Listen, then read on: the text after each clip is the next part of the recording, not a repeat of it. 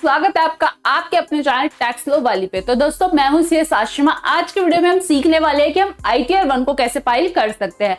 अब ITR 1 किस किस के लिए होती है? अगर आपकी कोई भी सैलरी की इनकम है या कोई भी एक हाउस प्रॉपर्टी है उससे इनकम जनरेट हो रही है, या कोई भी आपका सेविंग बैंक अकाउंट से इंटरेस्ट है, FD से इंटरेस्ट आ रहा है, या डिविडेंड की इनकम आ रही है, या फिर अगर आपकी कोई भी ट्यूशन फीस है, फ्रीलांसिंग करते हैं, ट्यूशन की इनकम आती है, वो भी अपनी ITR 1 को फाइल कर सकते हैं। तो चलो देरी ना करते हुए हम फटाफट से ITR 1 को फाइल करना शुरू करते हैं। तो देखो सबसे पहले आपको क्या करना है, आपको ना अपने इनकम टैक्स पोर्टल पे लॉगिन कर लेना है। लॉगिन करने के बाद आपको क्या करना है, ई फाइल में जाओगे, इनकम टैक्स रिटर्न्स में जाओगे और फाइल इनकम टैक्स रिटर्न में जाओगे। ठीक है, उसके बाद आपको क्या करना है, यहाँ से आपको असेसमेंट ईयर सेलेक्ट कर लेना है। असेसमेंट ईयर चूज कर लेते हैं। उसके बाद मोड आप ऑनलाइन मोड में हम फाइल करेंगे। फिर उसके बाद अपना कंटिन्यू पे क्लिक करेंगे। अब यहाँ से क्या आपको अपना स्टार्ट न्यू फाइलिंग पे क्लिक करना है। स्टार्ट न्यू फाइलिंग के बाद देखिए यहाँ पे आपको ऑप्शन देगा इंडिविजुअल, HUF एंड अदर्स। हम इंडिविजुअल के कर रहे हैं, कंटिन्यू पे क्लिक करेंगे। अब देखिए ITR 1 हम आज फाइल कर रहे हैं, तो आपको प्रोसीड विद ITR 1 पे क्लिक करना है। उसके बाद आपको देखिए यहाँ पे लेट्स गेट स्टार्टेड पे क्लिक करेंगे आप। यहाँ पर ये क्या पूछ रहा है आपसे कि आप ITR क्यों फाइल करना चाह रहे हो, या तो आपकी 2.5 लाख से ऊपर इनकम है, बेसिक एग्जम्पशन लिमिट से ऊपर है, या फिर आप ये सारे रीजन है, आपने कोई भी फॉरेन ट्रैवल पे एक्सपेंस पे खर्च किया है 2 लाख रुपए, या आपका जो इलेक्ट्रिसिटी बिल है वो 1 लाख रुपए तक आया है। तो आप इसमें से देख लेना। अगर कुछ भी समझ नहीं आ रहा तो आपको क्या करना है, सिंपली अदर्स पे क्लिक करेंगे और कंटिन्यू पे क्लिक करेंगे। ठीक है, कंटिन्यू करने के बाद आपका ये फॉर्म है ना इस तरह से ओपन हो जाएगा। अब ये क्या बोल रहा है, ये रेड अक्षर में ये बोल रहा है कि आपके कुछ AIS TIS से ना प्रीफिल कर लेते हैं रिकॉर्ड्स को, और जो पर्सनल इंफॉर्मेशन है वो हम प्रीफिल कर लेते हैं। तो हम इस पे सिंपली ओके पे क्लिक करेंगे। ओके पे क्लिक करने के बाद आपको नीचे आना है। देखिए यहाँ पर आपको पर्सनल इंफॉर्मेशन का टैब दिख रहा है, आपको इस पे क्लिक करना है। पर्सनल इंफॉर्मेशन को क्लिक करने के बाद आपको यहाँ पे चेक करना है अपनी इंफॉर्मेशन को, सब सही है, नहीं तो एडिट भी आप कर सकते हैं। ठीक है, ऐसा नहीं है कि ये पत्थर की लकीर होगी, इसको एडिट नहीं किया जा सकता, एडिट आप कर सकते हैं। उसके बाद सबसे मेन इंपॉर्टेंट पॉइंट है nature of employment. Nature of employment में आप जाएंगे कि आप अगर सेंट्रल गवर्नमेंट के एम्प्लॉय है, स्टेट गवर्नमेंट के, PSU के हैं, तो आप यहाँ से आपको सेलेक्ट कर लेना। अगर आप पेंशनर भी है ना तो पेंशनर के लिए भी ऑप्शन है, आप यहाँ से सेलेक्ट करेंगे। और अगर आप प्राइवेट सेक्टर एम्प्लॉय है तो सिंपली अदर्स पे क्लिक करेंगे और आगे बढ़ेंगे। अब इसमें क्या है, फिर नीचे आने के बाद फाइलिंग सेक्शन है। फाइलिंग सेक्शन में हम 139(1) को चूज करे रखेंगे। इसमें ऑटो सेलेक्ट आएगा, इसमें कुछ छेड़छाड़ आपको नहीं करनी है। फिर ये जो ऑप्शन है ना, ये रिवाइज रिटर्न के लिए होता है कि अगर आपको ये अपना जो गलती होगी है, रिटर्न ऑलरेडी फाइल की थी उसमें गलती होगी, अब रिवाइज करना चाहते हैं तो ये वाला ऑप्शन क्लिक करेंगे। ठीक है, उसके बाद आपको नीचे आ जाना है। नीचे यहाँ पर देखिए ये क्या पूछ रहा है, अगर आप अपनी इनकम टैक्स रिटर्न को ओल्ड टैक्स रेजिम में फाइल करना चाहते हैं न्यू में, तो देखो ओल्ड टैक्स रेजिम में अगर आप फाइल करोगे तो 5 लाख रुपए की इनकम तक पे कोई टैक्स नहीं है। लेकिन अगर आपकी 5 लाख से भी ज्यादा है तो आप कुछ डिडक्शंस को क्लेम करके उसको बचा सकते हो। ठीक है, अगर और दूसरा न्यू टैक्स रेजिम में क्या है कि आपकी 7 लाख रुपए तक की इनकम पे कोई टैक्स नहीं है, लेकिन उसमें एक कंडीशन है कि अगर आपकी इनकम जैसे इसमें कोई डिडक्शंस वगैरह कुछ ज्यादा खास नहीं है, छोटी मोटी डिडक्शंस है एकदम, उससे ज्यादा कोई डिडक्शन आपको न्यू टैक्स रेजिम में नहीं मिलेगी, लेकिन ओल्ड में आपको मिल जाएगी। तो आप देख लेना आपकी इनकम के हिसाब से आपके लिए कौन सा सुटेबल है। अभी मैं आपको बता रही हूँ न्यू टैक्स रेजिम में, ठीक है, इसलिए हम इसको नो ही रखेंगे। अगर ओल्ड में करना है तो आप सिंपली यहाँ पे यस करेंगे। ठीक है, नीचे आ जाते हैं। अब आपकी बैंक डिटेल्स को आपको वेरीफाई कर लेना है अच्छे से। अगर आपका बैंक ऐड नहीं है तो सिंपली यहाँ पे ऐड बैंक करना, कंटिन्यू पे क्लिक करना। तो यहाँ पे आपको बैंक अकाउंट ऐड करने का ऑप्शन मिल जाएगा। यहाँ पे सारी डिटेल डालना है बैंक की और ऐड कर देना। ठीक है, तो देखो उसके बाद आपको क्या करना है, सीधा कंफर्म पे क्लिक करना है। कंफर्म होने के बाद आपको नेक्स्ट ऐप पे क्लिक करना है। आपको यहाँ पे ग्रॉस टोटल इनकम डालनी है। तो अब अपन ग्रॉस टोटल इनकम पे क्लिक करते हैं। तो देखो अब ये क्या है कि आपकी कॉस्ट ऑफ ट्रैवल का है। अगर आपको कोई भी ट्रैवल टूर पे अगर एक जगह से दूसरी जगह आपकी जॉब ट्रांसफर हो रही है तो आपको कुछ भी अगर आपको क्लेम मिलता है, कुछ आपको एग्जेम्पशंस मिलती हैं, तो आप उसको अलाउंसेस मिलते हैं, अलाउंसेस वर्ड इज करेक्ट, अगर आपको मिलता है तो आप यहाँ पे डाल सकते हैं, नहीं तो इसको छोड़ सकते हैं। नो सिंपली कर देना। दूसरा है, कई लोगों को क्या होता है ना, अपना ट्रांसपोर्ट अलाउंस मिलता है अपने घर से अपने ऑफिस जाने के लिए। तो अगर आपको ऐसा कुछ मिलता है, ये आपको डिटेल कहाँ से मिलेगी, आपके पास कोई सैलरी स्लिप जरूर आती होगी महीने में, तो आपको महीने के एंड में जो सैलरी स्लिप मिलते हैं उसमें आपके एग्जाम्पशन, जो अलाउंसेज हैं, क्या क्या आपको मिलता है, HRA मिलता है, स्पेशल अलाउंस कुछ मिलता है, तो उसकी सारी डिटेल आपको दी होती है, वो आप यहाँ से वहां से ले सकते हैं। अगर नहीं है तो सिंपली नो कर देंगे, ठीक है। Are you eligible to claim any other exemption on salary income, no करेंगे और कंटिन्यू पे क्लिक करेंगे। फिर आता है हमारा, देखिए यहाँ पर आता है हमारा इनकम फ्रॉम सैलरी। अब यहाँ पर हम सैलरी की इनकम देख लेते हैं। तो देखो सैलरी की इनकम में हम यहाँ पे डाल देते हैं आपकी इनकम कितनी है सैलरी की। सपोज मेरी इनकम है, मैं 50,000 रुपए महीना कमाती हूँ, तो मेरी 12 से मल्टीप्लाई करके मेरी इनकम कितनी हो गई है, 6 लाख रुपए, ठीक है। 6 लाख मैं यहाँ पर डाल दूंगी, ठीक है। उसके बाद अगर आपको कोई परक्यूजिट्स मिलते हैं, कोई बेनिफिट मिलते हैं, अकोमोडेशन वगैरह मिल रही है अगर ऑफिस की तरफ से, तो वो आपको यहाँ पे ऐड करनी है। अगर नहीं है तो छोड़ देना है, इसको कुछ नहीं करना आपको, ठीक है। उसके बाद है नीचे आ जाना है, इसको डिलीट कर देना, यहाँ से इसकी कोई जरूरत नहीं है। फिर उसके बाद कोई एग्जेम्पशंस मिलते हैं, अगर आपको देखो वैसे न्यू टैक्स रिजिम में कोई एग्जेम्पशंस आपको नहीं मिलेंगे ज्यादा, ठीक है। लेकिन अगर आपको कोई भी एग्जेम्पशन मिलते हैं तो आप यहाँ से देख लेना आपका कोई एग्जेम्पशन है। अगर कुछ भी नहीं समझ आ रहा, स्पेशल अलाउंस या एनी अदर अलाउंस करके भी ऑप्शन होता है, तो आप एनी अदर में डालना, यहाँ डिस्क्रिप्शन डालना और खत्म करना, यहाँ पे अपनी अमाउंट डाल देना, ठीक है। अगर कोई नहीं है तो आप सिंपली इसको डिलीट भी कर सकते हैं, यहाँ से डिलीट कर देना। और उसके बाद आ जाती है हमारी नेट सैलरी। नेट सैलरी में आपको क्या होगा, यहाँ पे एक स्टैंडर्ड डिडक्शन दी जाती है 50,000 रुपए की, वो हर बंदे को दी जाती है। अगर किसी की सैलरी की इनकम है तो आपको स्टैंडर्ड डिडक्शन 50,000 की मिलेगी। तो हमारी 5,50,000 की हो गई है, ठीक है। फिर उसके बाद सेव पे क्लिक करेंगे। अब हमारी जो सैलरी की इनकम है हमने वो फिल कर दी है। उसके बाद आती है हमारी हाउस प्रॉपर्टी की इनकम। हाउस प्रॉपर्टी में 2 इंपॉर्टेंट चीजें अभी मैं आपको बता देती हूँ। सबसे पहला क्या है, आपको टाइप ऑफ हाउस प्रॉपर्टी, एक होता है सेल्फ ऑक्यूपाइड, एक होता है लेट आउट।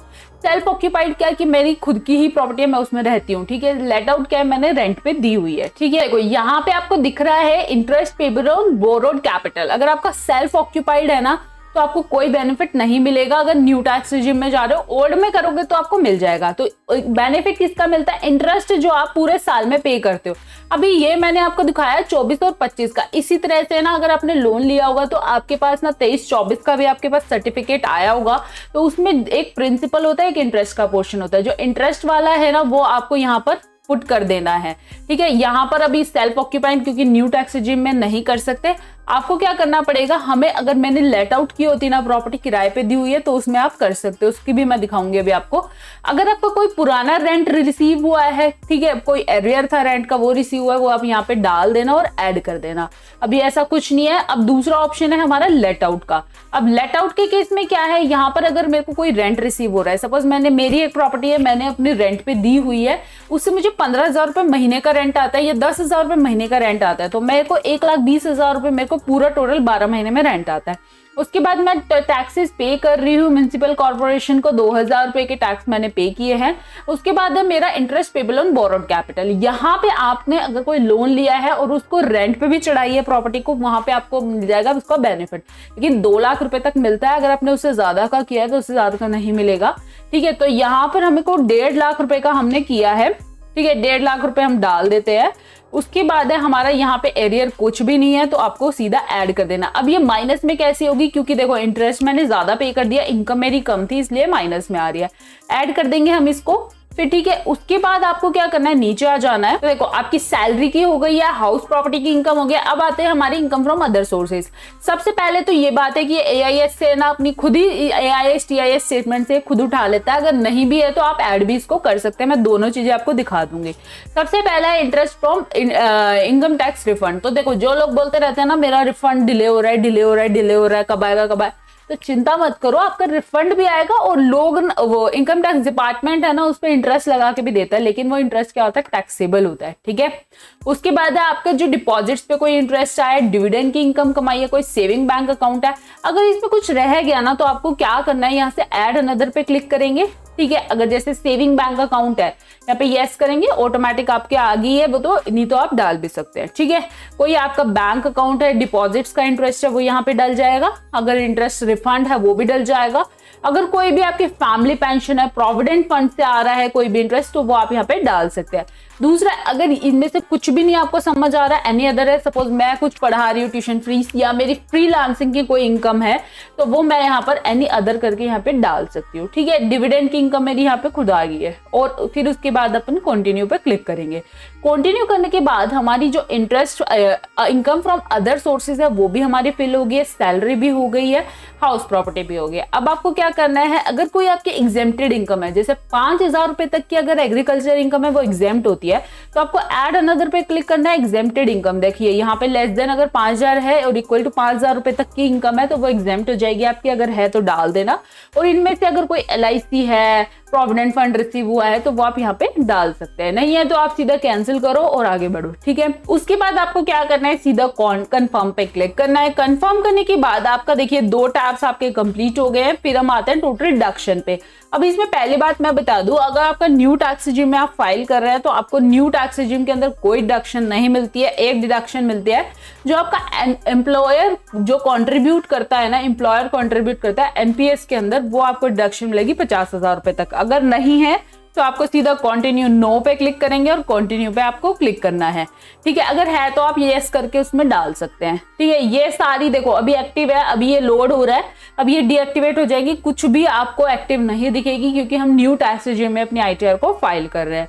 ठीक है, उसके बाद आपको सीधा क्या करना है, कंफर्म पे क्लिक करना है। तो देखो ये हो गया है, अब कंफर्म पे हम क्लिक कर देते हैं। कंफर्म पे क्लिक करने के बाद आपकी डिडक्शन हो गई है, ग्रोस टोटल इनकम हो गया। अब आपको क्या करना है, टैक्स पेड पे क्लिक करना है। अब टैक्स पेड कितना आ गया, आपको क्या करना है, यहाँ पर ना देखिए, यहाँ पे अगर आपकी कोई सैलरी की इनकम है उस पर TDS डिडक्ट हुआ है, और अगर आपको यहाँ पे शो नहीं कर रहा तो आप यहाँ से पुट कर सकते हैं ऐड अनदर पे करके। ऐड अनदर पे क्लिक करेंगे, हमें यहाँ पे टैन डालना है, डिडक्टर का नेम डालना है, और आपको TDS जो डिडक्ट हुआ है उसका अमाउंट डालना है। ठीक है, अगर ऐसा हुआ है तो ठीक है डाल देना, वैसे तो ये खुद ही आ जाता है 26 ईयर से खुद पिक कर लेगा।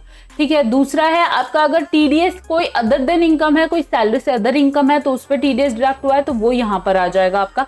जैसे ये हमारा डिडक्ट हुआ है तो यहाँ पर ऑटोमेटिकली इसको दिखा रहा है। ठीक है, उसके बाद है अगर आपका कोई भी, फिर सीधा आपको क्या करना है, TCS का अगर कोई डिटेल आप फिल करना चाहते हैं तो आप यहाँ से वही सेम फिर कर सकते हैं। उसके बाद आपको कंफर्म पे क्लिक कर देना है। ये भी आपका कंफर्म हो गया, आपके चारों टैब कंफर्म हो गया। फिर आपको लास्ट टैब पे जाना है, टोटल टैक्स लायबिलिटी।